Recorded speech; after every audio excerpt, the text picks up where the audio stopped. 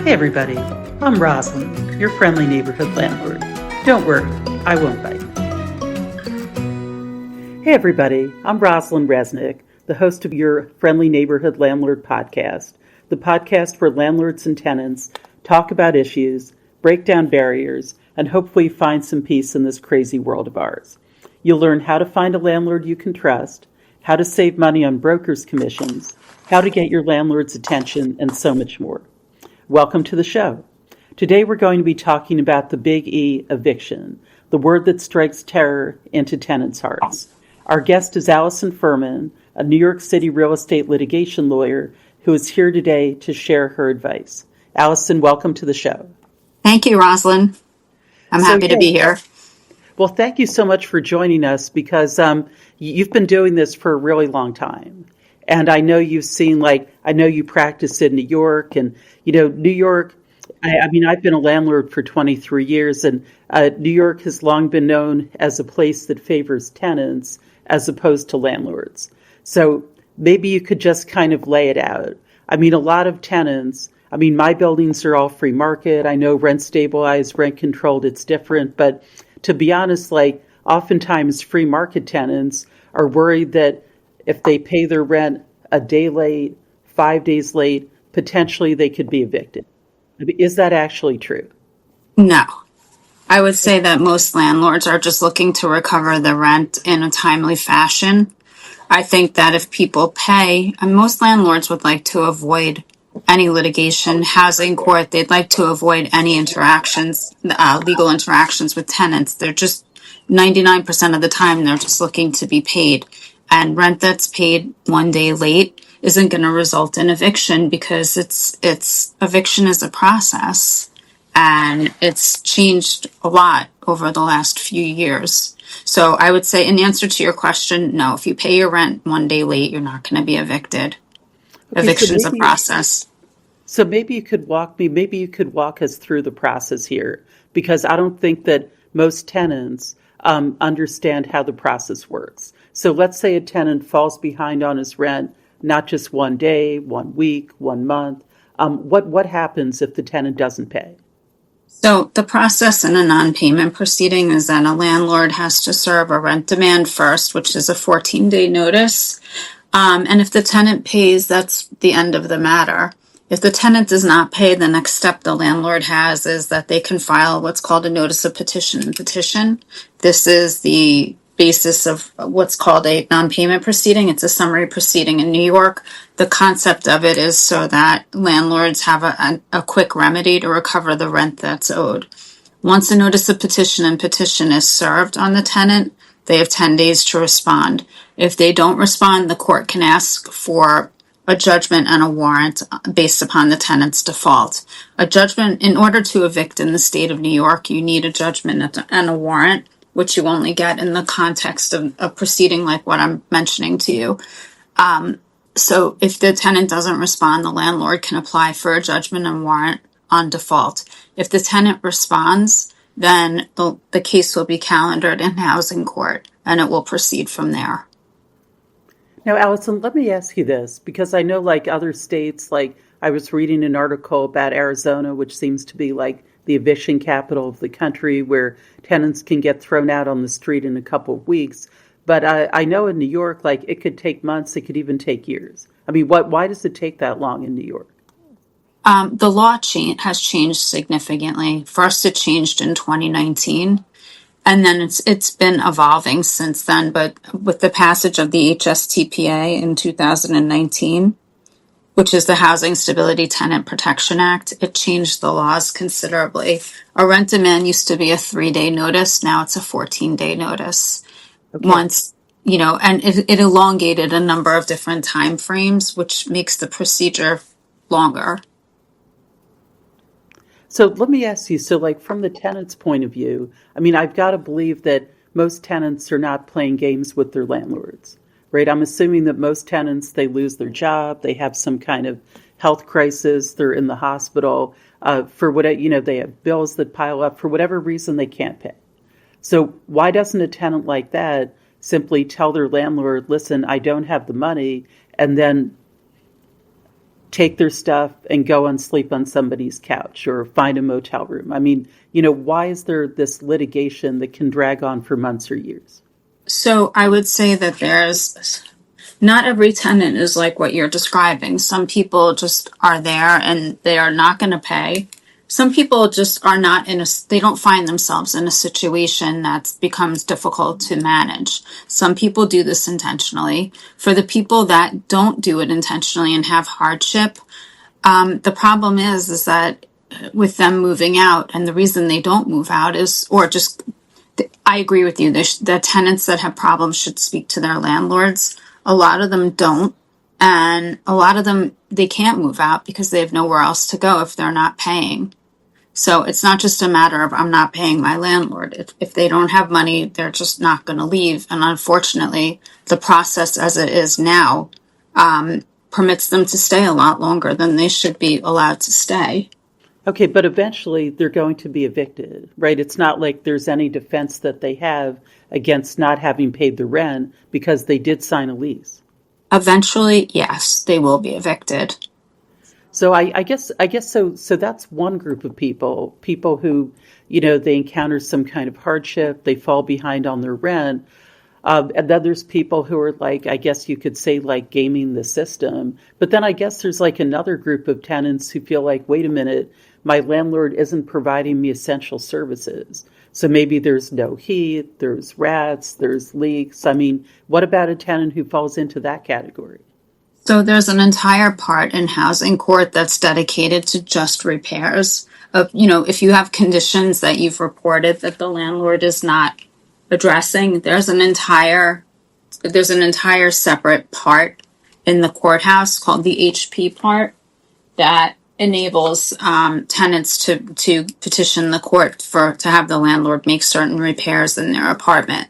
So that's really how repair issues. I mean, most landlords, many that I work with, will do the repairs. They have separate maintenance groups or areas that will do repairs. But there are some landlords that ignore those requests. And if the requests are ignored, that's where the tenant needs to go as opposed to withholding rent.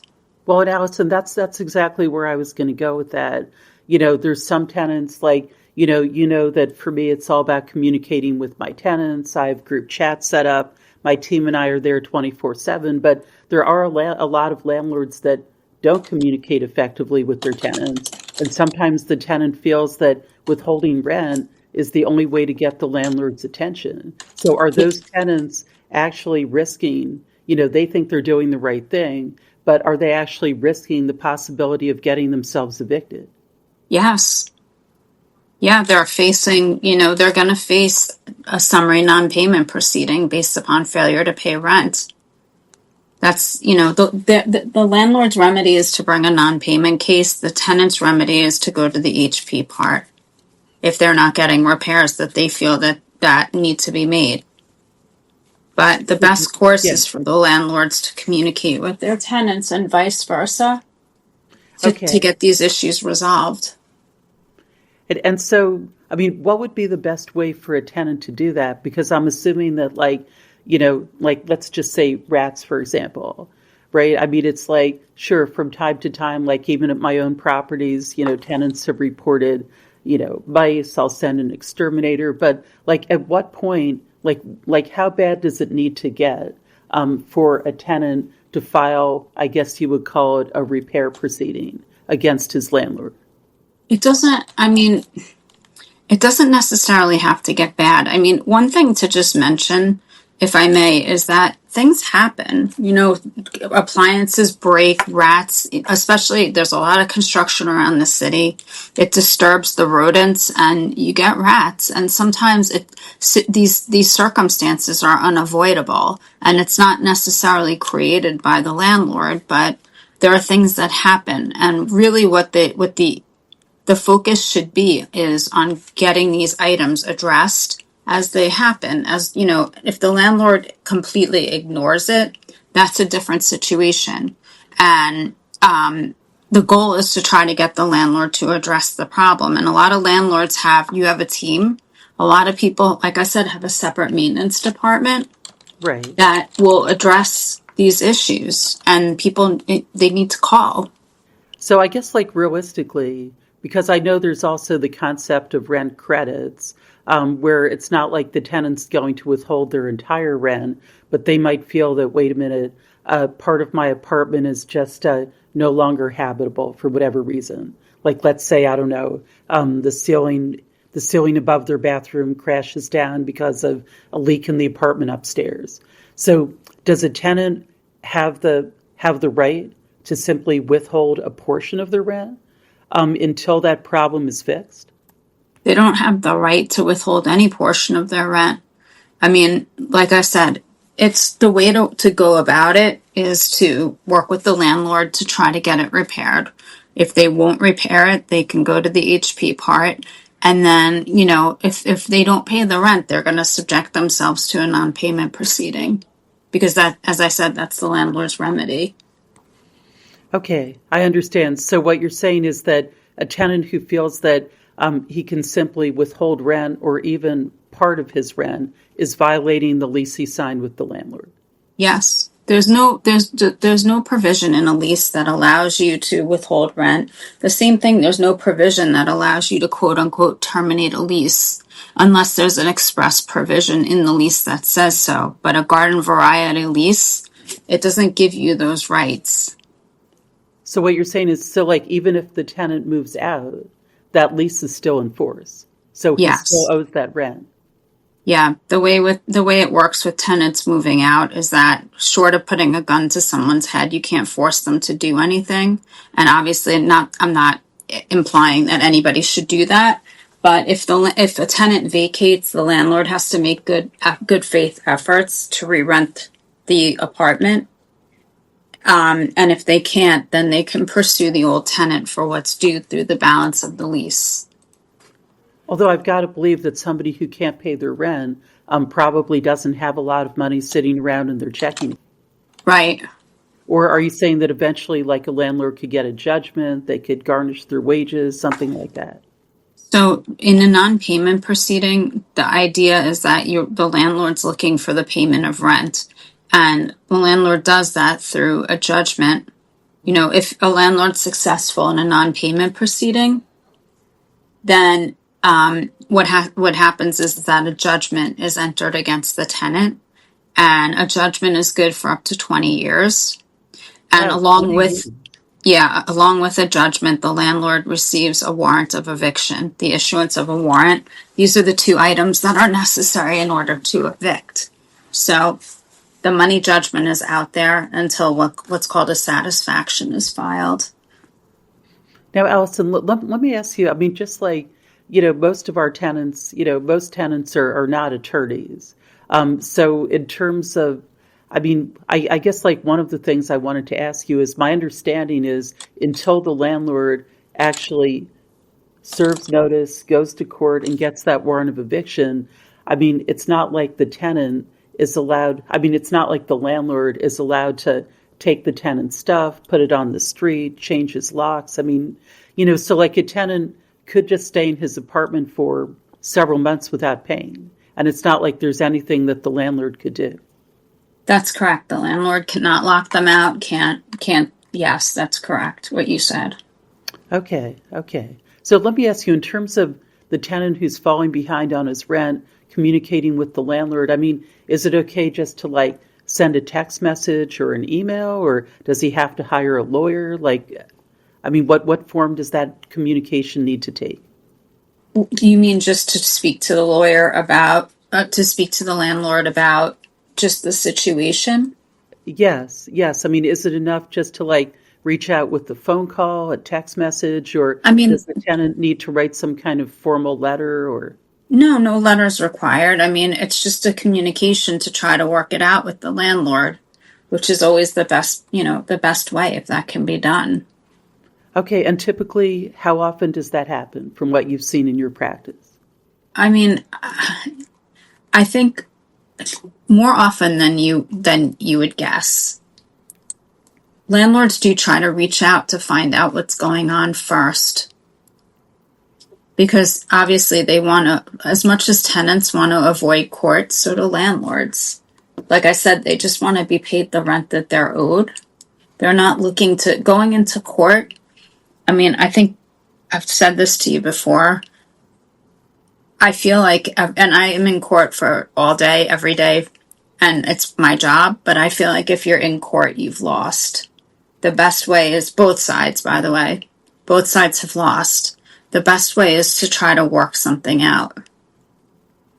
Yeah, and Allison, I completely feel that way as well. I mean, as you know, I've been a landlord in the West Village with 6 townhouses now for almost 25 years. And the good news is I may have had to rattle some cages, but I have never actually had to follow through and evict any of my tenants. And it's because I always keep an open line of communication.